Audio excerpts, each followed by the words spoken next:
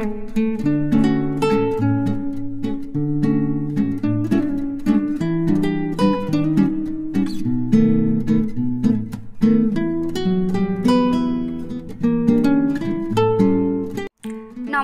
কেমন আছেন সবাই?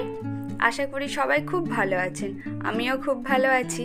আজকে সোমবার, সকাল তখন ওই 8টা মতো বাজে। আর সবার প্রথম চলে এসেছি রান্নাঘরে। আমাদের প্রত্যেককে আমাদের কাজের সাথে সাথে ঘর বাড়ি, স্বামী, সন্তান প্রত্যেকের খেয়াল রাখতে হয়। তার জন্য নিজেকে সারা দিন অ্যাক্টিভ থাকতে হয়। কোনো একটা দিন যদি অসুস্থ হয়ে পড়ি বা লেজি হয়ে পড়ি, তার প্রভাব সব থেকে বেশি পড়ে আমাদের সংসারের উপর, আমাদের বাচ্চা কাচ্চার উপর। তার জন্যে আমরা কি খেলাম, কখন খেলাম, কতটা খেলাম, ঠিক সময়ে খেলাম কিনা, সেটা সবার আগে আমাদের খেয়াল রাখতে হবে। কারণ আমাদের নিজেদেরকে সুস্থ থাকতে হবে। আমরা নিজেরা সুস্থ না থাকলে পুরো সংসারটা অচল হয়ে পড়ে।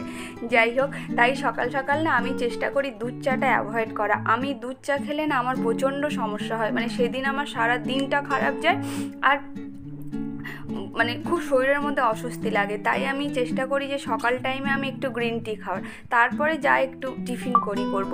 তো অনেক দিন লাল চা মানে লিকার চা খাওয়া হয়নি। আজকের ইচ্ছা হলো একটু বিস্কিট দিয়ে লিকার চা খাবো, তাই চলে গিয়েছিলাম রান্নাঘরে লিকার চা করতে। আর একদিকে আমি মাছের তরকারিটা মানে মাছের একটু ঝাল করেছিলাম, বসিয়ে দিয়েছি।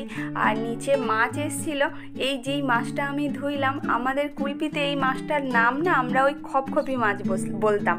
আমাদের ওদিকে সবাই খপখপি মাছ বলতো, কিন্তু এখন আমি যেখানে থাকি এখানে আবার সব দেখি আয়লা মাছ বলে।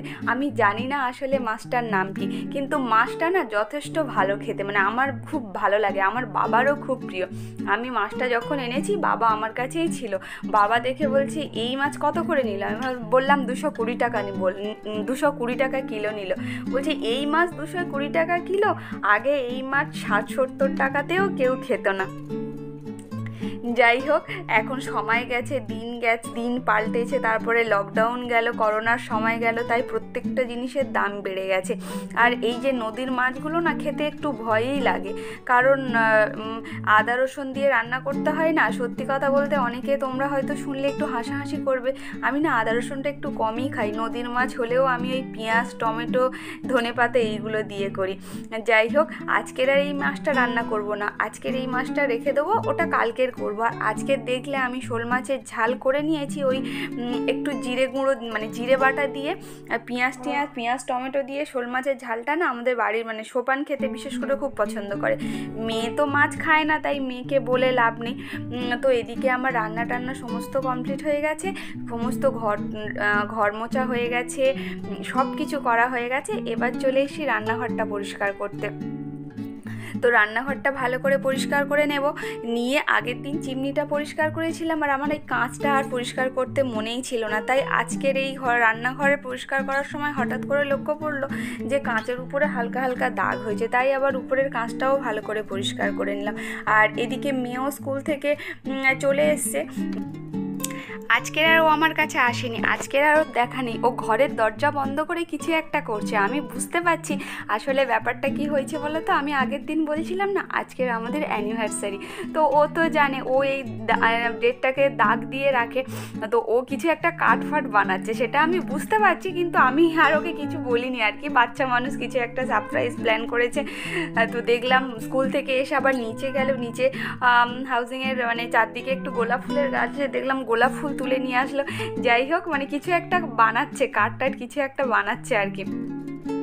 তো আমাদের তো সেরকম কিছু করা হয় না, তোমাদের আগেই বলেছি মেয়ের এক্সাম থাকে, আমরা একটা কেকও কাটি না, মানে কেকও বানাই না যে বানিয়ে সেটা কাটি। কারণ আমরা যদি কোনো অনুষ্ঠানের মধ্যে থাকি, মেয়েটার পড়াশোনা থেকে ওর মাইন্ডটা সরে আসবে, তাই আমরা বলি ছেড়ে দাও, ঠিক আছে, সব দিনই সমান, ওটা কোনো ব্যাপার নাই। শুধু ওর বাবা আসার সময় দেখলাম একটা ফুলের বুকে এনেছে। যাই হোক, এদিকের সমস্ত কাজ সেরে নিয়ে আমি রান্নাঘরটাও পরিষ্কার করে নিয়েছি। আর আমি ওই খাবার টেবিলটা না মানে সকালে একবার মুছি, আবার যখন রান্নাঘর পরিষ্কার করি আবার একবার মুছি। স্নান করা হয়ে গেছে, সমস্ত কাজ হয়ে গেছে, উপরে জামা কাপড় মেলে দিয়ে এসেছি, ঠাকুর ঘরে পুজো দেওয়া হয়ে গেছে। এই যে এদিকে মেয়েরও স্নান করা হয়ে গেছে, এখন ফোন নিয়ে বসে পড়েছে। এবারে আমরা খাবো। আর আজকের মেনুতে কি আছে একবার দেখিয়ে দিত। আজকের মেনুতে আছে এই যে আজকে সমস্ত রান্নাটা তোমাদের সঙ্গে শেয়ার করে নিই, তাই ভাবলাম একটুখানি কি মেনু হয়েছে একবার তোমাদের সঙ্গে শেয়ার করে দিই। তো আজকের আছে এই যে শোল মাছের মাথা মুড়ো ছিল, ওটা দিয়ে মিষ্টি আলু আর উচ্ছে দিয়ে একটু চচ্চড়ি করেছি। আর এটা হচ্ছে বেগুন ভেজেছি আর বিট ভেজেছি।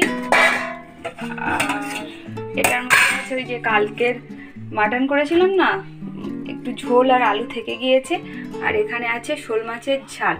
আর কার কার বলো তো এই মাটন বা চিকেন যাই হোক না কেন, মানে মাংসের ঝোল আগের দিনের ঝোল তরকারি বেঁচে গেলে পরের দিন মানে বাসি যেটাকে বলি আর কি, বাসি মাংসের ঝোল দিয়ে মুড়ি খেতে বেশি ভালো লাগে, ভাতও ভালো লাগে। যাই হোক, এখন খেয়ে নিই মা মেয়ে দুজনে, আবার পরে তোমাদের সঙ্গে কথা। এখন তোমাদের সঙ্গে কথা হচ্ছে প্রায় 9:30 বাজে। মেয়ে স্যার পড়িয়ে চলে গেছে, আমিও নিচে হাঁটতে গিয়েছিলাম, উপরে এসেছি।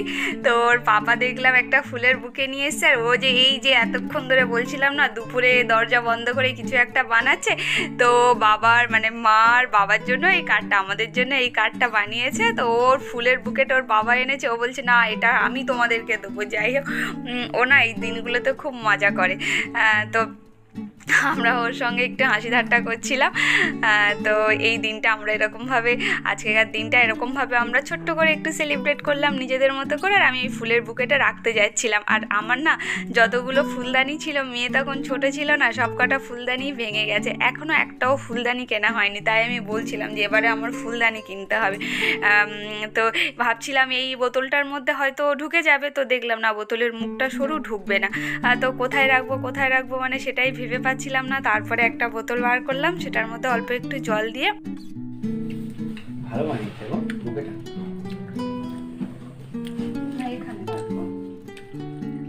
এখানে রাখবো, পড়ে গেলে কি হবে? এখানে ওখান থেকে পড়ে যেতে পারে। ওটা বড় উঁচু হয়ে গেছে। কোনটা কত? ওইখানে রাখলে বড় উঁচু যাচ্ছে। তুমি তো নড়িয়ে দিলে হাফতে। আজকে আসলে আমাদের অ্যানিভার্সারি, মেয়ের এক্সাম হচ্ছে, সেরকম তো কিছুই করা হয়নি। তো সোপান দেখলাম অফিস থেকে আসার সময় এই যে নিয়ে এসছে। আর মেয়ে দেখলাম খুব ভালোবেসে সুন্দর একটা কার্ড বানিয়ে দিয়েছে পাপার মার জন্য। এই গিফটটাই হচ্ছে আমাদের জীবনের সবথেকে সেরা গিফট। মানে বাচ্চাদের কাছ থেকে এই ধরনের গিফট পেতে সত্যিই ভালো লাগে। তোমরা দেখো, ও যে এই ফটোটা কোথা থেকে খুঁজে বার করেছে আমি সেটা জানি না। এটা অনেক পুরনো ফাইলের মধ্যে রাখা ছিল, কারণ এটা বিয়ের একদম প্রথমের ছবি। ওই মেডিক্লেমের জন্য ফটো লাগতো, তাই ওর পাপা আর আমি গিয়ে, মানে আমার ফটোটাতে অ্যাড ছিল না, তাই ফটোটা তোলা হয়েছিল। ওর বাবাকে একদম রোগা লাগছে, আমার তো ঠিক আছে, আমিও রোগা ছিল, ওর পাপাকে বেশি রোগা লাগছে। যাই হোক, আজকের ভিডিওটা তাহলে এই পর্যন্ত। সবাই ভালো থাকবেন, সুস্থ থাকবেন, দেখা হচ্ছে পরের ভিডিওতে।